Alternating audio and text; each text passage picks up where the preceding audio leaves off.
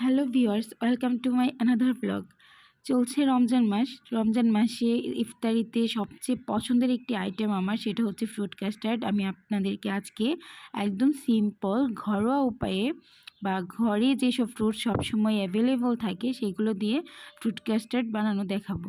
তো এখানে আমি ফার্স্টে নিয়েছি কাস্টার্ড পাউডার, নিয়েছি চিনি এবং ঘরে থাকা কিছু ফ্রুটস ছিল। কলা 4টা কলা নিয়েছি এবং আপেল নিয়েছি 2টা, কিছু আনার নিয়েছি এবং কয়েকটি কালো আঙ্গুর নিয়েছি। তো এখানে আমি চুলাতে ফার্স্টে দুধটা 1/2 লিটারের মতো দুধ নিয়েছি। আমি দুধ নিয়ে এখানে আমি দুধটাকে গরম করে নিচ্ছি।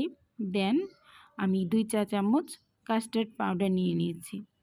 তো এই কাস্টার্ড পাউডারের মধ্যে আমি 2 চামচ গরম দুধ দিয়ে ভালোভাবে এটাকে ফার্স্টে আমি মিক্সড করে নিচ্ছি। একদম ভালোভাবে নেড়ে চেড়ে মিক্সড করে নিতে হবে। এখানে আমি ফ্রুটসগুলো ধুয়ে কেটে রেখেছি, একদম স্লাইস করে, যার যেরকম পছন্দ সে ওরকমভাবে কেটে নিতে পারবে। আর এখন আমি গুলে রাখা যে কাস্টার্ডটুকু আমি দুধের সাথে মিলিয়ে দিচ্ছি এবং পরিমাণ মতো চিনি দিয়ে দিচ্ছি। যার যেরকম পছন্দ মিষ্টি সে সেরকম চিনি দিয়ে নেবে। এখন আমি ফ্রুটসগুলো সাজিয়ে নিচ্ছি। এখানে আমি হচ্ছে আপেল, কমলা এবং কমলা দিইনি, কারণ কমলা হচ্ছে পানি ছাড়ে। তো পানি ছাড়ে এরকম ফ্রুটস আমরা অ্যাভয়েড করতে ট্রাই করব।